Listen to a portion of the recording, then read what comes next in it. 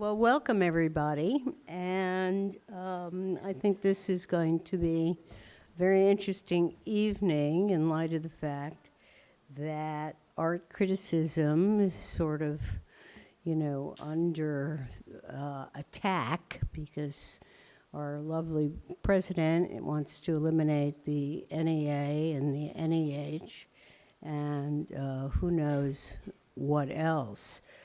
He threatened to stop funds to the University of California at Berkeley today because of their protests. Now, in a way, I'm very glad all this protesting is happening for your age group, because we are very familiar with this during the 60s and 70s, and actually we were able to make somewhat of a difference.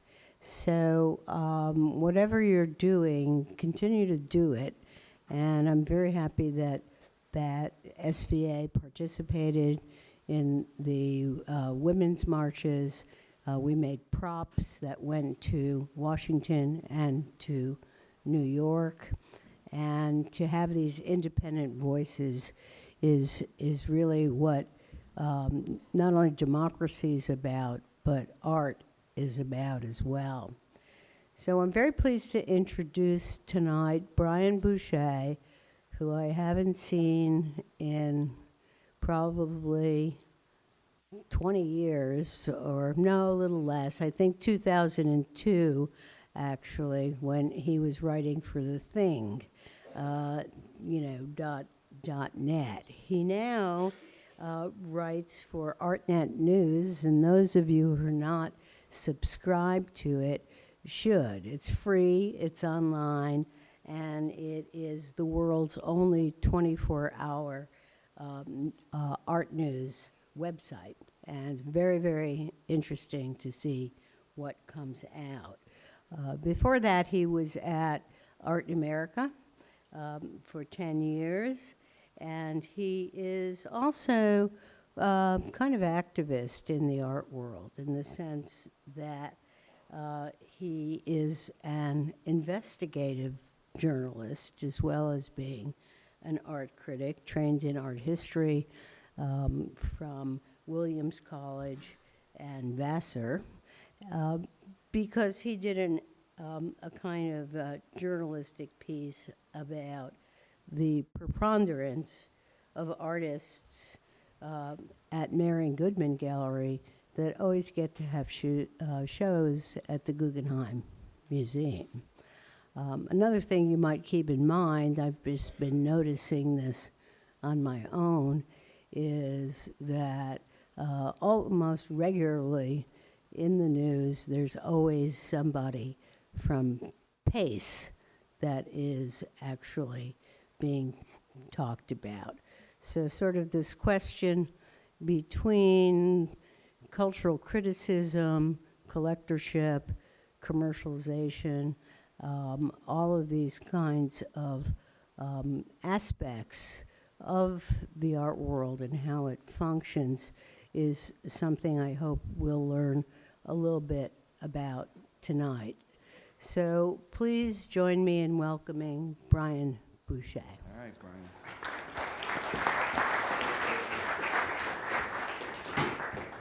Thank you, Suzanne. I'm flattered by that introduction. I didn't realize I was coming here to save democracy tonight, but I'm going to do my best. I'll see you guys out there at the next protest, I hope, with all our best signs. So thanks to SVA for having me. I'm really pleased to be here, daunted by this big auditorium. So I was invited here to tell you about my work, and so I'll tell you a little bit about my career so far, how I got to be where I am, about some of the artists and artworks and projects that I've written about that have meant a great deal to me and that I think are really important and that we all ought to be talking about.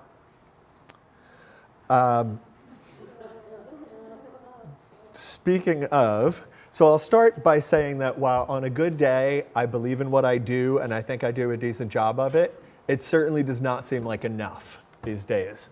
I really worry about showing up at the pearly gates and them saying, "What did you do when this man was elected?" And I'll say, I wrote about the art world and some art projects that have to do with social and political concerns, and it's not really going to be very convincing in a country that has just shot itself in the head. So here's an image by a Houston artist named Philip Kramer, just to tell you what I'm showing. But even in the midst of that kind of doubt about whether what I do is enough, I do feel like I believe in what you do as young artists, and so I count on that to sustain me, at least for the next 45 minutes or so. And I do my best in finding and choosing the projects that I write about to choose, like I think I said, meaningful ones.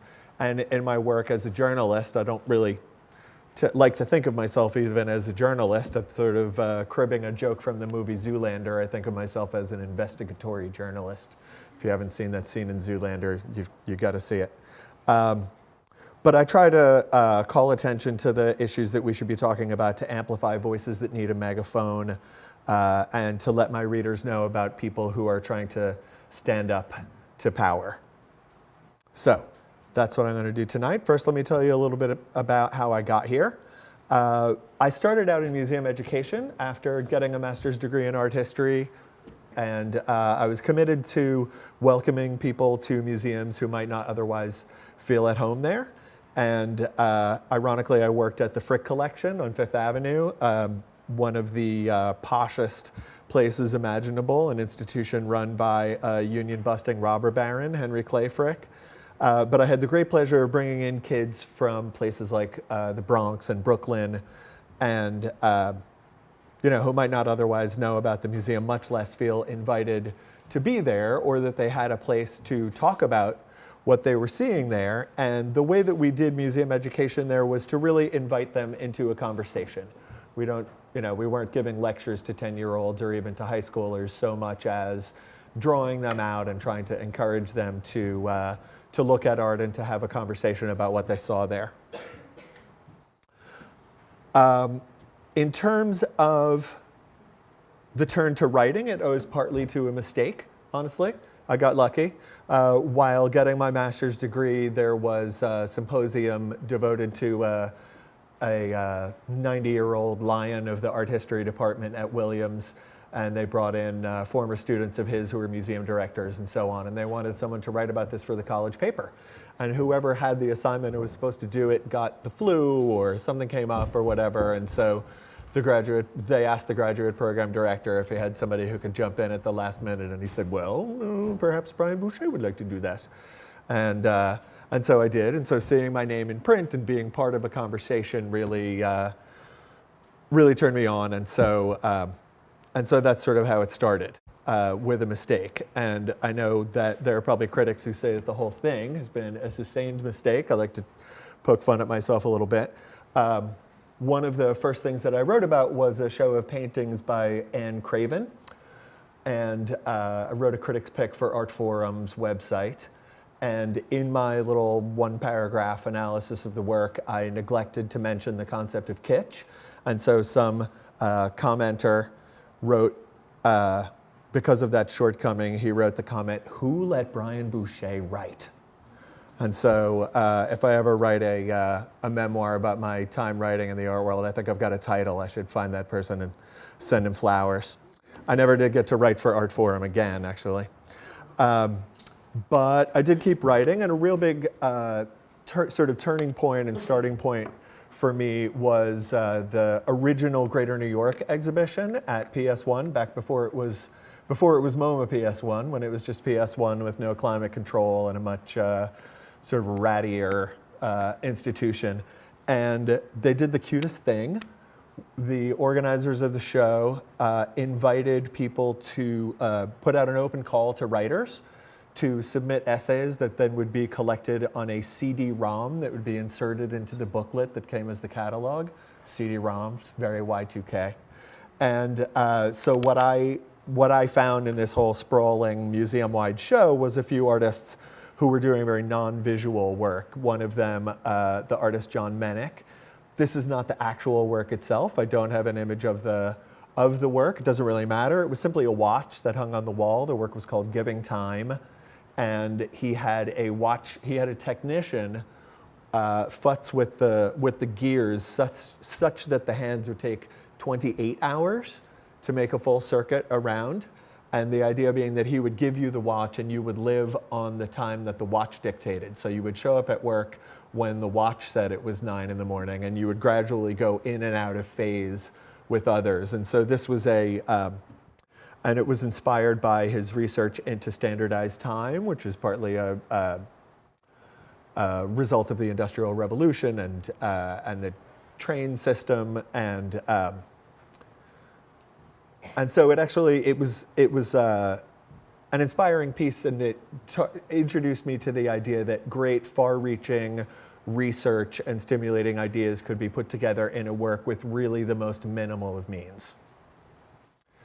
So I gradually became more enchanted with writing, and really lucked out with my first full-time employment as an art writer being at Art in America, this art magazine that celebrated 100 years in existence while I was working there. You know, it was founded when radio was a big thing.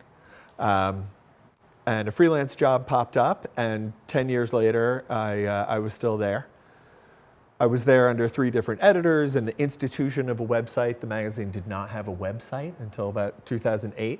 I was editing the website when I left, and so it was exciting to be part of the modernization of this magazine, owned, by the way, by multimillionaire art collector Peter Brandt. So I want to tell you about a couple of the projects that I wrote about there that, you know, if they took away my license to write about art tomorrow, I would say these are a couple of things that I got to write about that, you know, it's okay. I got to write about these guys. So one of them is a project from 2007, a work that brought together performance and social and economic and political commentary in a way that I just still find very exciting. This is an artist named Michael Rakowitz, originally from New York. He's descended from Iraqi Jews who fled the country in the 40s and came to Long Island. His grandfather had an import-export business called Davison's, and you see there those portraits on the left is the artist, and on the right is his grandfather that had this business. And so being descended from an Iraqi family, he was, you know, pretty interested in the whole Iraq War thing, and has made a lot of works that deal with his Iraqi heritage and the Iraqi community in exile, and especially after the war was declared to be officially over, he thought, well, what happens now? The country needs to rebuild. How does a country build itself up? Well, largely through trade. And he was shopping at a Middle Eastern grocery store in Brooklyn called Sahadi's, and he was buying something that said product of Lebanon on it. And the manager, knowing him and knowing his family, said, "Oh, your mother will love this. This is actually from Baghdad." And Michael said, "But it says product of Lebanon. What do you mean?" And it turns out that because of these prohibitive tariffs placed on Iraqi goods, they're often trucked out of the country and packaged elsewhere. And so Michael, his mind was blown when he found out that there are all these sort of phantom Iraqi goods in America. And so he started thinking about the date, the fruit, which was for much of the 20th century the second largest export to oil in Iraq, and also very symbolic. He told me a story about how often parents would put a bit of a date into their newborn's mouth so that their first taste of life would be sweet. And it's a really tragic symbol because the date groves were decimated through years of war, first with Iran and then the war that we brought there. So he contracted with this Baghdadi date grower as a project supported by Creative Time, the nonprofit that supports public art projects, to import a ton of Iraqi dates. And he thought about this, he described it as a fruit that asks questions because, and he talked about Andy Warhol, who said that great business is the best art. And of course, because of the huge costs and because of the tariffs, He knows that this was going to be a failing business, but he said, this is bad business, but it's great art. Sadly, while the Baghdadi date grower was cultivating these dates, the insurgency arose. And so his initial order of a ton of dates, they managed to only get a single pallet of dates out of the country. And so in this sort of very sad echo, as in wartime rationing, he ended up having to ration these dates that people had pre-ordered. So here you see him in the store, which had a lot of information about Iraq and was on Atlantic Avenue in Brooklyn, and like Dar es Salaam Publishers was one of their neighbors, and you could buy a burqa on the same street. And here's the artist on the right with one of his customers. And I was there the day that the dates arrived, and it was fascinating. The project got a lot of attention naturally. There were television news crews there and other reporters. And an hour or so after the dates arrived, a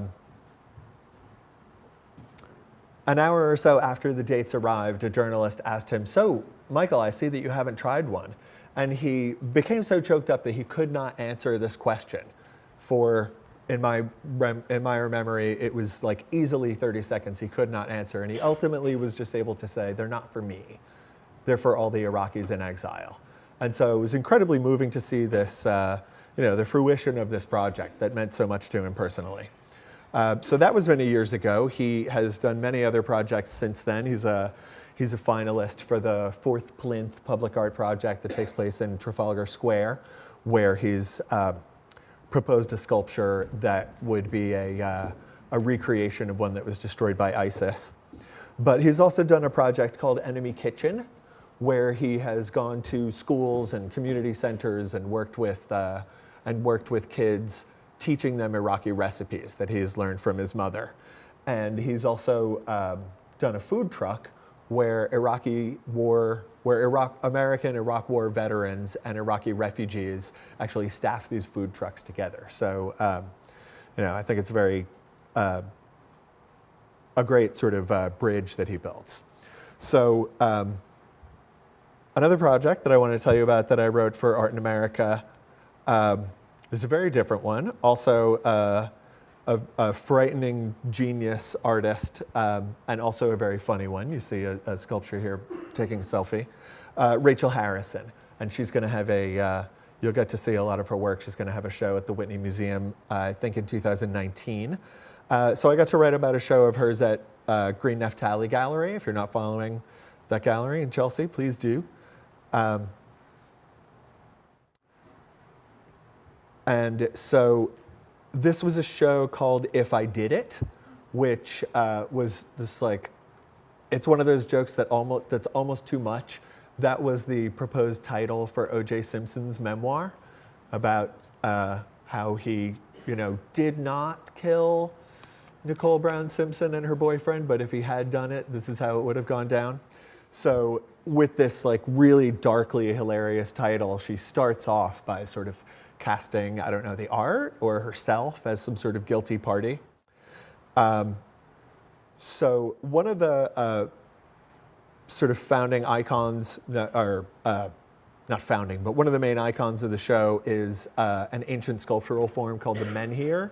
These freestanding stones, one of the earliest forms of sculpture, and that are thought to be monuments to great men. And so the show itself took the form of a series of works that were sort of sardonic tributes to men, some great and some not so great, from O.J. and the title to the philosopher John Locke to Tiger Woods. And the show also looked very much at the history and the nature of sculpture. So in the foreground is a piece called Alexander the Great. There was actually artists, of course, do so much research as part of their works. This show actually came with this thick booklet of Xeroxes that the visitor could peruse, sort of showing her work. And the booklet pointed out that Emanuel Lewitz's painting of Washington crossing the Delaware was part of the formal inspiration for the Alexander the Great work in which there's this mannequin that has an Abe Lincoln mask with sunglasses on the back of its head, so forming this sort of two-headed figure like the Roman god Janus. So let's see here, where was I? And so so this row of photographs on the wall was called The Voyage of the Beagle, which of course refers to Darwin's book about the origin of species, and what she's partly interrogating here, as I mentioned, with these ancient forms of sculpture, is the history of sculpture. So there's sort of a pun there. And also included in there, in this procession of various works of sculpture, popular, fine art, there was also an image of Kevin Bacon, which seemed to suggest that art history, with its ways that it draws lineages, is just sort of a great big game of 6 degrees of Kevin Bacon. And then another one of the works, the black one, is called Fats Domino. There's a can of Slim Fast on top of it. She's a great punner, and so the Fats Fast pun is a part of that work. In the foreground here is another sculpture from the same show called Al Gore, with this sort of mottled, moldy green surface, and then with a thermostat attached to it. The man who, of course, made it his life's work to warn us about global warming. And one of the things that I loved about this show, and that honestly I found so frightening to try to write about this show, was this sort of hyper-referentiality. Because she alludes to climate change with Al Gore, but also Fats Domino was rescued from his home by helicopter after Katrina, which was a storm that was probably worsened by climate change, which Al Gore warned us about. So there are all these sort of wild references going back and forth among the works in the show. Another one of the piece with the rooster in the background refers to the writer Claude Lévi-Strauss, one of whose ideas was to talk about systems of communication, and it's sitting on top of a box that a fax machine came in. Haha, systems of communication. And so the booklet that had news reports about some of the figures that she was writing about in the show, recipes, because food was one of the things referenced in the show, art history references, and so on. And there was a sort of key on the cover of this booklet of Xerox's that reproduced a page from the New York Post that had a correction in it of a headline accidentally referring to Osama bin Laden over a picture of then Senator Barack Obama. So it, to me, offered sort of a key for the show that change one symbol in combination with others as little as a letter, and meanings can change dramatically or even dangerously. I resorted to actually making this diagram. If you don't know the artist Mark Lombardi, please check him out. He's known for artworks that took the form of diagrams like these, and I actually just found like, okay, if I'm gonna keep track of all the ideas in this show, I am gonna have to make a color-coded diagram where I try to map them out so I feel like I have the beginnings of a grasp of all the ideas in the show if I'm going to even try to write about it. So, as an art critic, those are a couple of projects that I wrote about. The editor who took over the magazine for the few years before I left was actually a former journalist, Lindsay Pollock, and I really learned how to be a journalist from her. And in writing about the art world, I have tried to find ways to write about the other things. I'm very flattered to be called an activist. I don't think that's quite right, but I'll take it. And I have tried to, as a journalist, find ways to talk about things from outside of the art world in a way that makes sense in an art publication, like when Michael Brown, the unarmed teenager, was killed in St. Louis in 2014, and the police released this incriminating video of him to try to turn public opinion against him. I was so horrified and disgusted sitting at my desk at Art in America. I honestly just wanted to cry, and so I thought, well, what can I do? What can I do? And so what I was able to do was to get on the phone with people from the art world in St. Louis and in Ferguson, artists, museum directors, curators, and talk to them about what they were doing and give them a voice at the website of Art in America.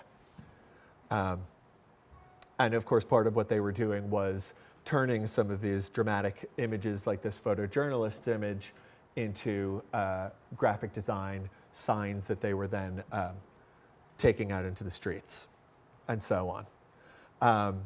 And similarly, I mean, when this horribly bigoted Religious Freedom Restoration Act was passed in Mike Pence's Indiana to to legalize, if not encourage, discrimination against LGBTQ people. Similarly, I called up museum directors and I called up artists, and a museum director told me, well, I've had potential donors tell me that, that if this law stands in Indiana, they're simply going to look elsewhere in terms of places to donate their art. So I am here at an art school, and coming back to more strictly art world concerns, I never would have imagined that reporting on art schools would become such a part of my beat, but that's the way it's turned out. I know I'm talking to a New York audience, and I don't want to tell you too much about what you might already know, but I had the exciting opportunity to report over a few years on this horrible scandal at the Cooper Union Art School that was founded on the mission, Peter Cooper's mission for education to be as free as air and water, in his words, which it was for over 100 years, with a huge grant early in the school's history from the Carnegie Foundation, and some good real estate situations that helped to fund these scholarships. But then, so after the financial crash of 2008, the school's president actually gave an interview to the Wall Street Journal where he said, our school is in great shape.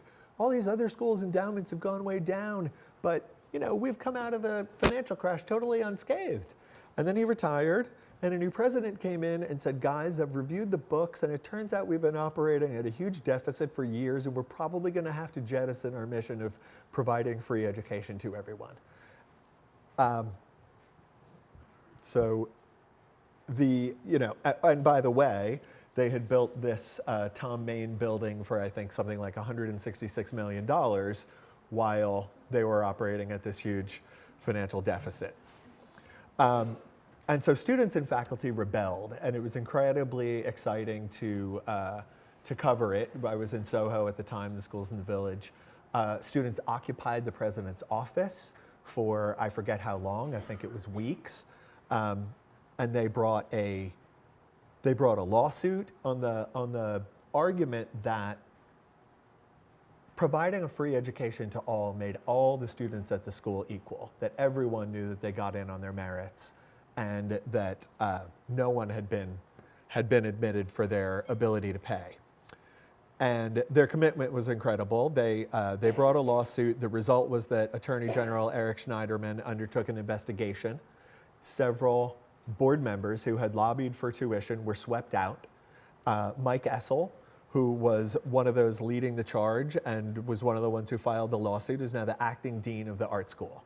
And so there are people now who are going to try to get the school back on track and head back toward this mission of free education. A couple of the other advocates who were students at the time were Casey Gollin and Victoria Sobel, who are actually going to be represented as a duo in the next Whitney Biennial. So there was a huge reshuffling of power that was undertaken by people like you. Another giant scandal across the country at the USC Roski School of Arts, this long, highly respected program that the school put in place a dean with no visual art experience, and had gotten a huge gift from Dr. Dre and the record producer Jimmy Iovine to start a new academy of innovation that was going to be a real disruptor. And seemingly the art school was going to be sort of subsumed under this, disruption-driven new academy where Iovine told a reporter that he would be very, very happy to see the people going to this school of innovation go and work at places like Beats and Apple. And so basically just like feed into the capitalist system entirely. And the administration aimed to basically screw an entire class of students by, they did things like starting to revoke financial offers that had been made, and they fired a number of treasured faculty. And so an entire class of 7 students walked out, resigned as a group, and wrote this extremely damning open letter with attached exhibits of correspondence with the school, where the school had plainly gone back on these financial offers, and so on. And so, you know, these students saw the one place where they had power, which was to make a huge sacrifice to call attention to what was going on, and they asserted that power as a group. And just as a footnote, the following year, the program enrolled a single student who a year later dropped out in protest.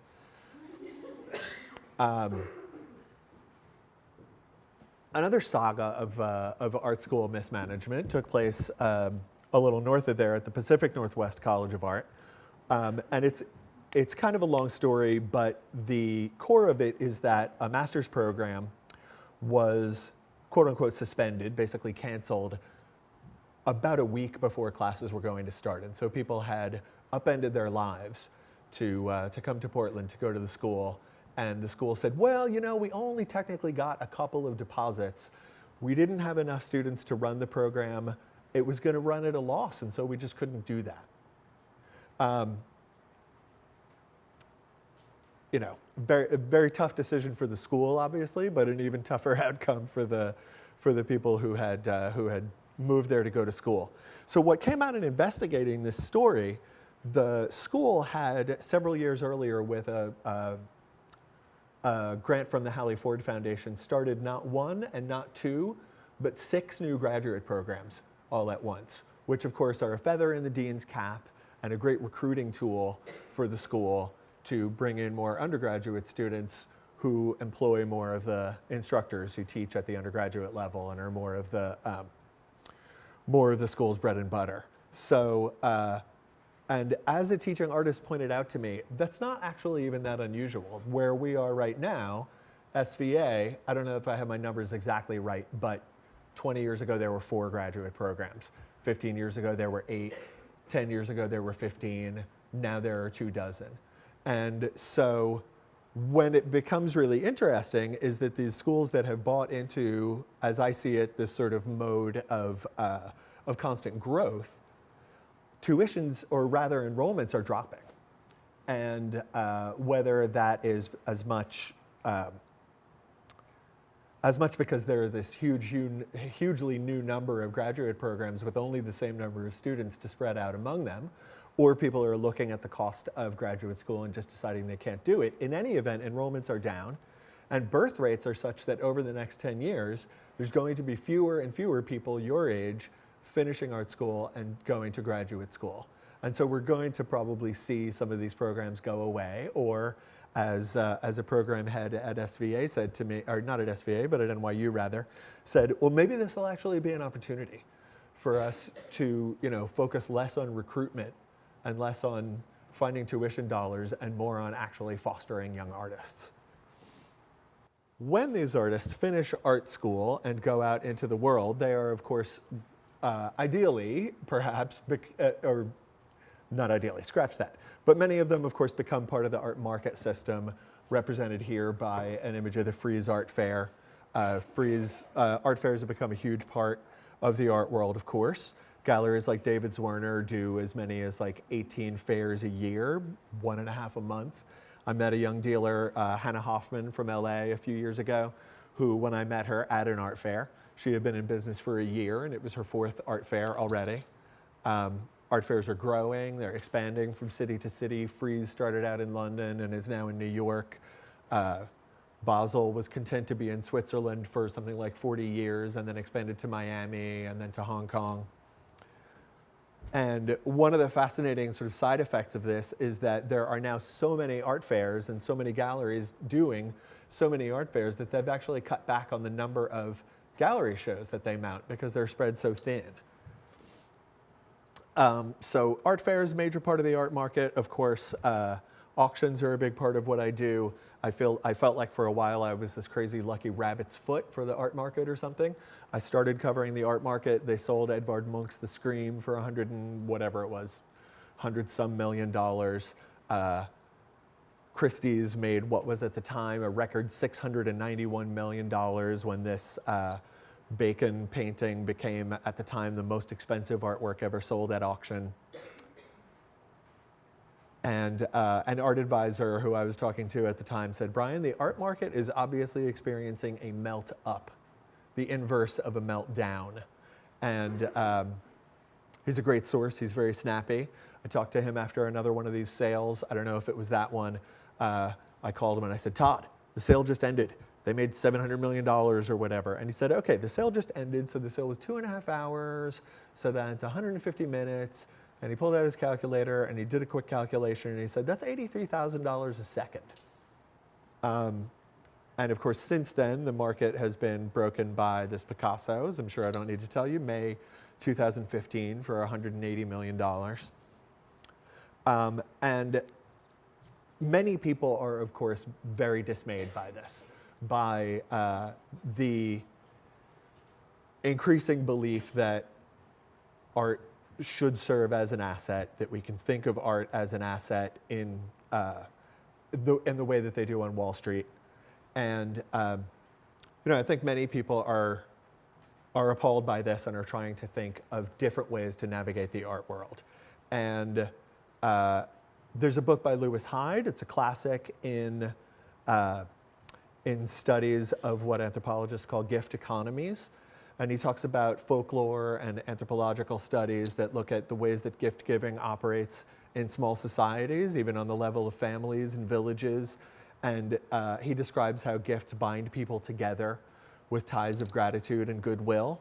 And he doesn't write about visual art. In the second half of the book, he talks about writers, Walt Whitman in particular. But he talks about how works of art that result from the artist's gift can then go out into the world and operate not only as part of a market economy, but that also can maintain something, an essential aspect of a gift about them.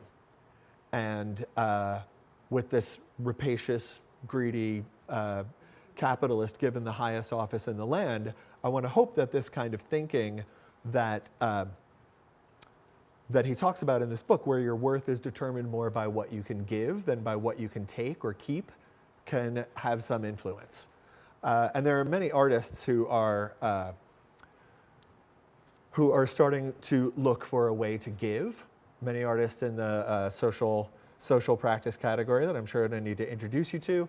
I just want to briefly mention a few of the giants of the field who I'm sure you know about.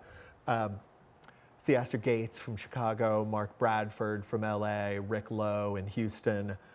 Theaster Gates lives in Chicago and was becoming very popular as an artist, and found that people were calling him in his studio and wanting to get artworks that were often using material from disused and rundown and abandoned homes in Chicago and incorporating them into his artworks, and this sort of comment on the decay of Black urban America.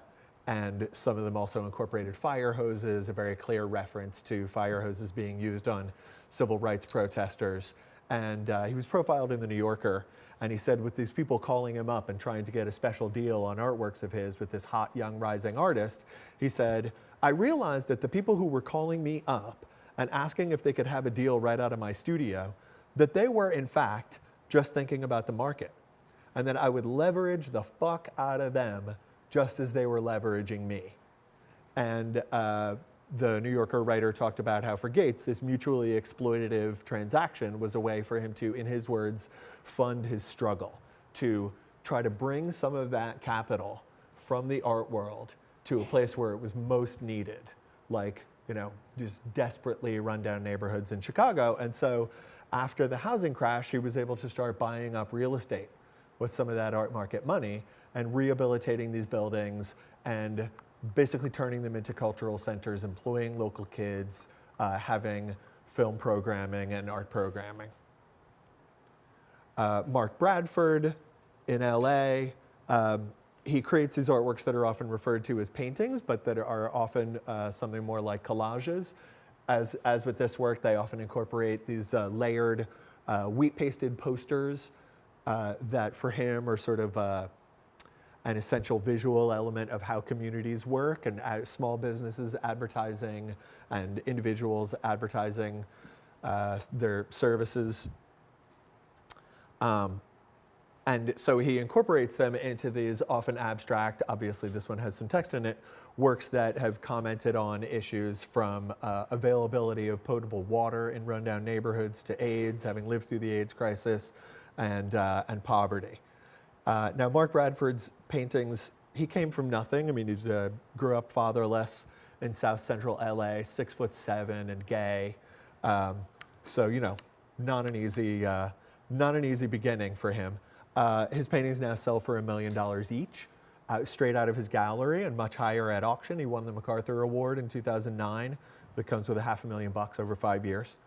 And fascinatingly, he has plowed some of that money into a nonprofit that he calls Art in Practice that works with children in the foster care system in LA.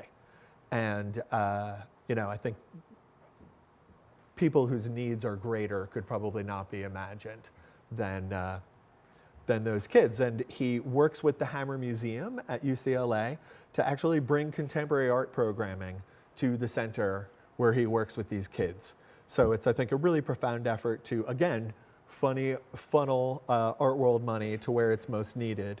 And not only that, but bring art to people who wouldn't necessarily normally see it. So he's going to represent the US at the Venice Biennale that opens this summer. And I had the great pleasure of seeing him give a talk about a project that he's doing there. And he's actually made a 6-year commitment to work with a nonprofit in Venice that works with women in prison in Venice and they make these bags out of recycled materials. Here's one of the participants in the program. And so Mark is going to open a storefront, and he writes big checks, of course, to these nonprofits when he works with them. He really stressed that in this talk.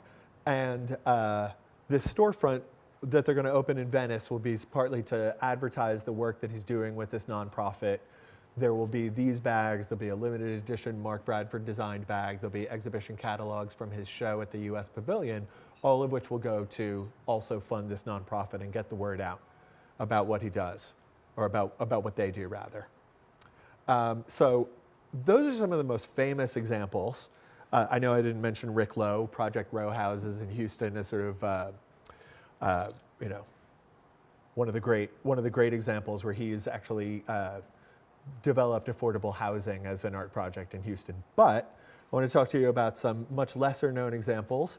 There's an exhibition at Sculpture Center in Long Island City right now of a group called the Congolese Plantation Art Workers League. And here's one of the group members. I think this is Jerome Mabiala, looking at one of his sculptures, actually depicting an art collector, his vision of the kind of person who would collect one of his works. And he's the Art Workers League was formed as part of a project called the Institute for Human Activities, started by this Dutch artist, Renzo Martens, posing with the same piece here, to bring in artists and educators to work with these plantation workers and to train them up as artists. And those sculptures that they are making out of clay on the plantation are then 3D scanned and made out of cacao, one of the materials that is being brutally extracted out of Africa to make our chocolate, and then sold at Renzo's galleries, and all the money goes to these plantation workers who live on $1 a day. And so they have, he told me, made many, many years worth of salaries as a group with this project. Another whole dimension of the project is that the global superstar architect Rem Koolhaas has volunteered pro bono to develop a museum in the Congo. These workers work on a plantation owned by Unilever, this like gigantic consumer goods company, so big that I had really never even thought about this company. But one of the things that they do is to support contemporary art commissions at Tate in London.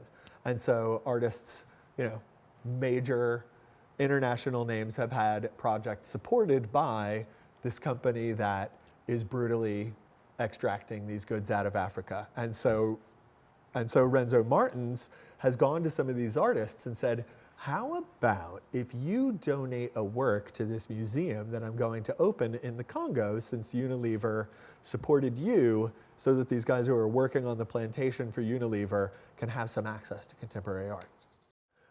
Another project, I'm gonna try to wrap things up before too long so that we have some time to talk, but I have a bunch more things that I really want to tell you about.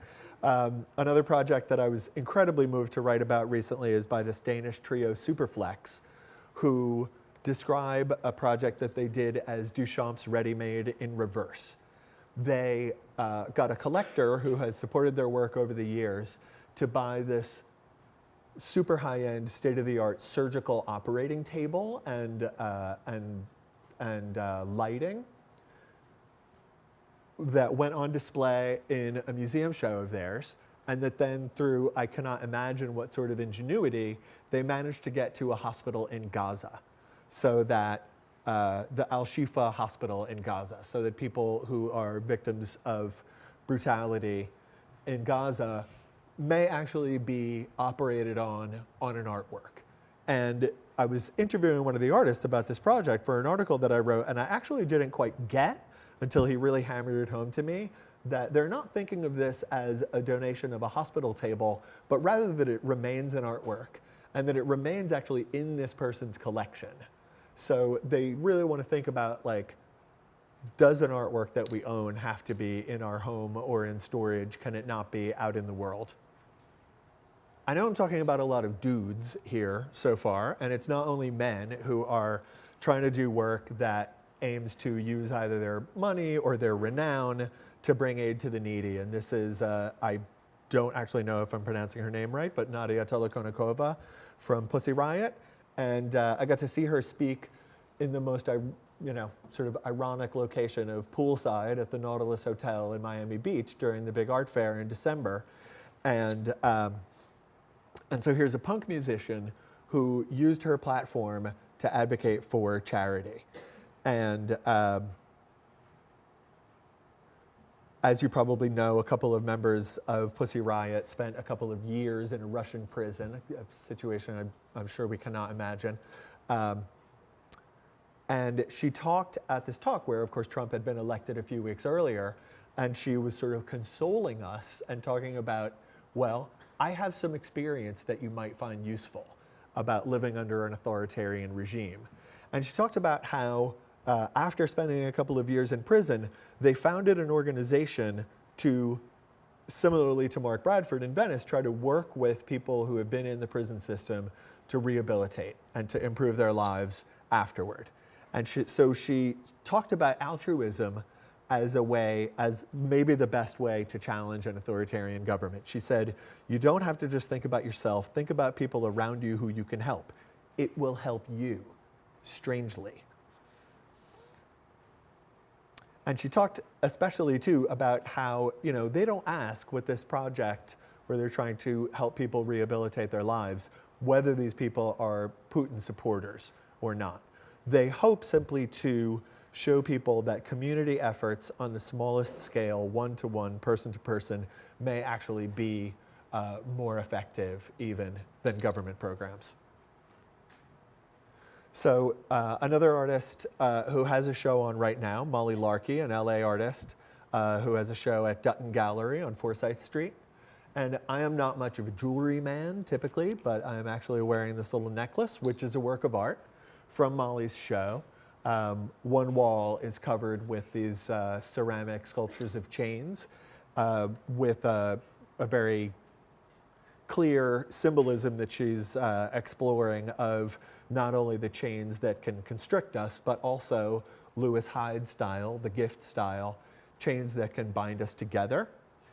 And she talks about trying to explore what she calls, quote, economies of generosity and care. She actually spent some time at the gallery talking to people about these ideas, and I have an image of the one that I'm wearing in case you can't see it on me. And so, you know, it was actually hard for, these are free, these little two link chains are free. It was actually very difficult for me to even accept that I could take one of these things. It was hard to accept her generosity. What she is about is trying to combat what she calls the myth of scarcity by simply giving these things away. So I've talked partly tonight about this notion of a gift, and I want to end here with a challenge to myself as much as to you, because I imagine, you know, that as young art students with no kind of certain career ahead of you, you probably feel like you are living in a world of scarcity, defined by scarcity. I'm just a writer, and I live in one of the world's most expensive cities. I feel like I live in a world defined by scarcity a lot of the time.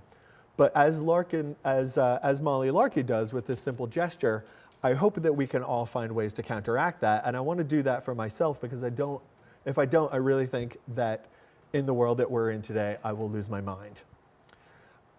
So I quoted Nadia Tolokonikova earlier, where she says, "It will help you if you help others." And she said strangely, and really the only place where I would quibble with her is the word strangely. In my view, there's really nothing strange about it. And based on my own experience, the more we give, the more that we feel we have to give. It's a mathematical and spiritual fact, I think. Theaster Gates, in that New Yorker profile that I mentioned, said, "To whom much is given, much is required." And he could easily have been talking about his own prodigious gifts as a fundraiser, as a networker, as an artist. And he went on to say, "Said another way, the pie gets bigger when you give it away." Those are simple Bible lessons that kids learn.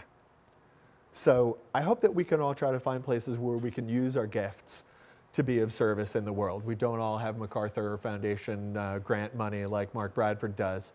But when I saw him speak about his work recently, he said something I found really exciting. He said, "I believe in what we in the contemporary art world do. Like, I wish that in church after the sermon there was a lecture about feminist art projects." And he said, you know, we're in this scary time and we feel vulnerable and I know I feel like nothing that we do is enough.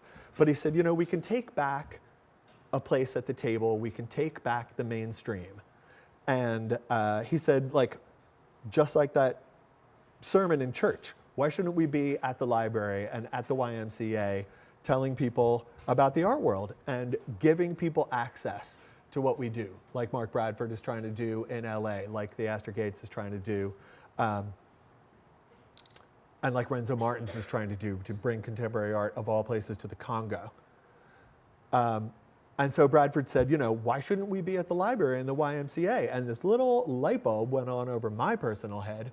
There is a YMCA across the street from my building in Washington Heights, where I live, where there's huge Dominican population. And so I am going to try to hold myself to this. I'm going to call up these people at the Y and say, look, I'm an art critic. I give talks. I just gave a talk at an art school.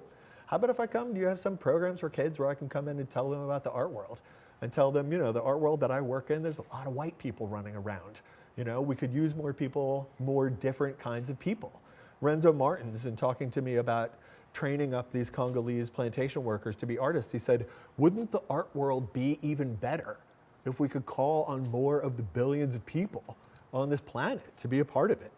So, you know, those are some examples I find inspiring. I want to challenge us all to find ways to cultivate our gifts and to put them back out into the world.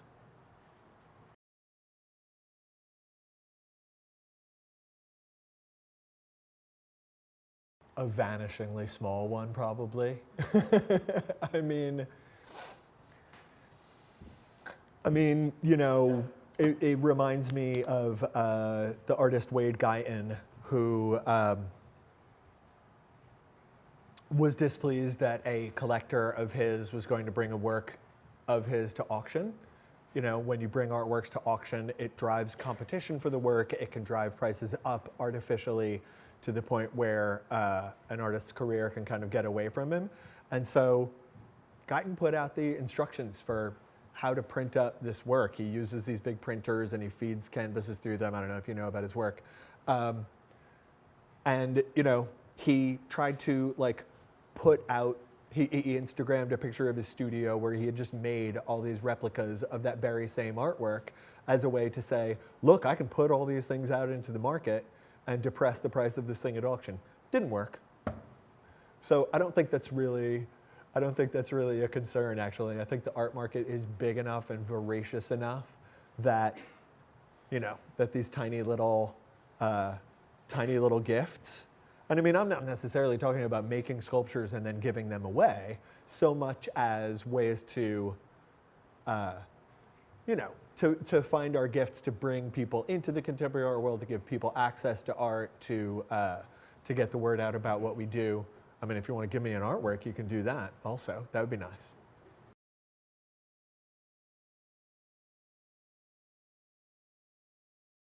You know, it's so interesting, and I was really glad that he did that, and it's fascinating. He had sold this work. You guys probably know about his New Portraits series, where he simply prints out large-scale other people's Instagram photographs and sells them at Gagosian for $90,000 or whatever it is. And, you know, many people who don't know about appropriation art, I suppose, are sort of outraged by that and felt like, you stole my work, you stole my Instagram photograph. But yeah, but he had sold Ivanka Trump this artwork with an Instagram portrait of her, and put out a statement on Twitter on his website saying, I've sent her money back. He had, of course, sold her this artwork before her father entered his run for the presidency. So, you know, she wasn't connected to this avowed fascist at the point that he sold her the artwork. And so she became a much more objectionable figure in the meantime. I mean, I think it's a great gesture. I love what he did. I think it's provocative. I don't think, like Wade Guyton, I don't think he has the power to reduce the value of that artwork. It may very well be worth much more now. Ivanka may have a more valuable asset now as a result of his action and of sending back his, I think it was $36,000, his share of the purchase price of the artwork. So I would love to see artists do more stuff like that. I think it's great. But does that answer your question at all, or? She was saying that there are more and more actual graduate programs in social practice. You know, I haven't given that a lot of thought, I would have to confess. I will look into that. You know, one of my next projects, this article that I wrote about dropping enrollments at MFAs, led to another topic that I'm researching right now, which is the studio art PhD, for God's sake. There's people getting PhDs as artists. I met one of these unicorns recently. And he's going to be on a panel that I'm going to chair during the Volta Art Fair about exactly this, called Should I Learn to Stop Worrying and Love the Studio Art PhD? So I know that's a deflection because I don't really have an answer to your question. Who's my biggest influence? God.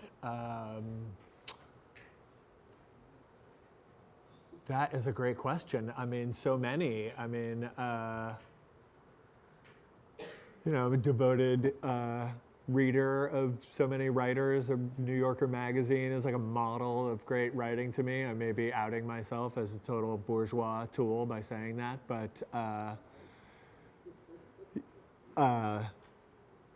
you know, David Fahrenthold, this Washington Post journalist who's done all this reporting on Donald Trump's foundation money, including spending foundation money on buying portraits of Donald Trump that then go to Donald Trump businesses. You know, there is like an incredibly inspiring example of somebody trying to get the goods on the most powerful people in the world at their peril.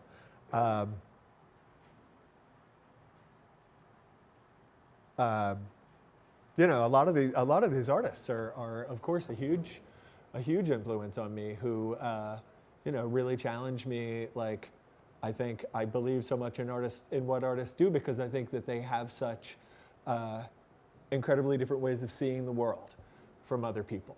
And, I often really feel like I have learned a new angle to see the world, and I have become less blind a little bit each time I find some artist like this that's so exciting to me.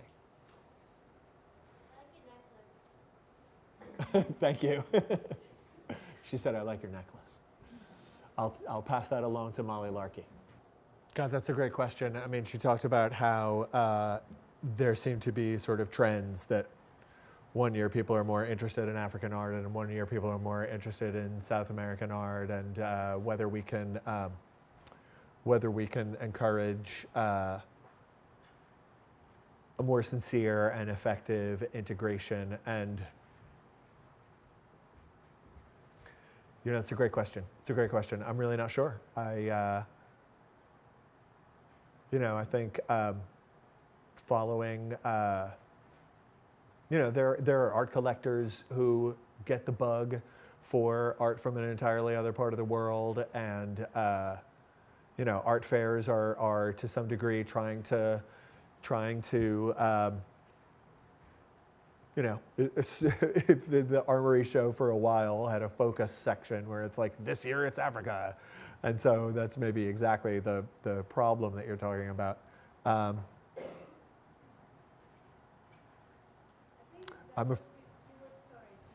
No, not at all. I don't have an answer, so please interrupt me.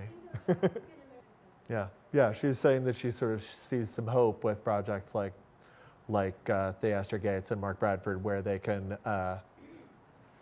use their success to give more people a voice and give people access.